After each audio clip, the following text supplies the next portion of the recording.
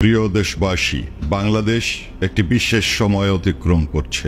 দেশরত্ন শেখ হাসিনাকে বল প্রয়োগে দেশ থেকে বাধ্য করার পর থেকে বাংলাদেশ আওয়ামী লীগের দুই একজন করে নেতাকর্মীকে একের পর এক কোর্টে হাজির করার নামে বিচারের নামে প্রহসন চলছে।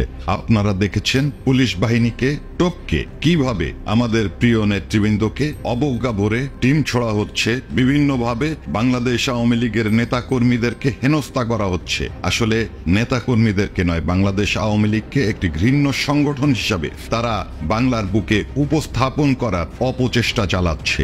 এই অপচেষ্টা কোনো অবস্থাতেই আমরা সার্থক হতে দিতে পারি না। আজকে যারা স্বাধীনতার কথা বলে বিভিন্নভাবে শিক্ষকদের অবমাননা, জাতীয় নেতৃবৃন্দকে অবমাননা করে বিভিন্নভাবে যে ধৃষ্টতা দেখাচ্ছে, আমরা এর তীব্র প্রতিবাদ এবং নিন্দা জানাই। আপনারা লক্ষ্য করেছেন আনসারের যে আন্দোলন তারা করেছে, সেটার মধ্যে তারা লীগকে খুঁজে পায়, রিকশাওয়ালাদের মধ্যে তারা আওয়ামী লীগকে খুঁজে পায়, তারা খুঁজে পায় যে কোনো আন্দোলন যেখানেই হচ্ছে সেখানেই তারা বাংলাদেশ আওয়ামী লীগকে দেখতে পায়। আওয়ামী লীগকে তো এভাবে খুঁজলে পাওয়া যাবে না। বাংলাদেশ আওয়ামী লীগ আমাদের প্রিয় নেত্রীর ডাকে আমরা সবাই একত্রিত হওয়ার জন্য আমরা সংগঠিত আছি, আমরা সংগঠিত হব। আনসাররা সারা দিন ব্যাপী আন্দোলন করেছে। বাংলাদেশের পুলিশ ছিল, বাংলাদেশের সর্বজন গ্রহণযোগ্য সেনাবাহিনী সেখানে উপস্থিত ছিল। সেই জায়গায় কেন ছাত্রদেরকে ডেকে আনা হলো? কেন সেখানে ছাত্রদের সাথে আনসারদের গন্ডগোল তৈরি করা হলো? আনসার বিদ্রোহ যদি দমন করতেই হয় সেটা সেনাবাহিনী করতে পারত।